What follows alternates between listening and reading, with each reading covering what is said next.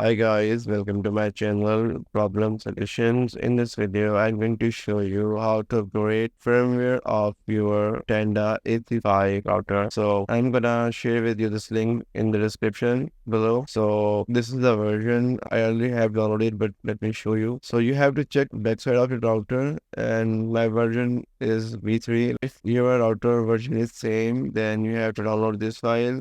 And I have already downloaded the file, so let me uh import it and then we're gonna upgrade. So this is the file and let me open and wait for it. You don't have to power off until this finish.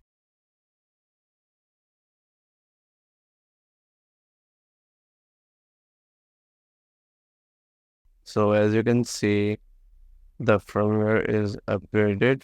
After firmware upgrade, if you face any issue in settings, then you need to restore factory default of your router. Thanks for watching. If you like this video, don't forget to subscribe my channel for more updates.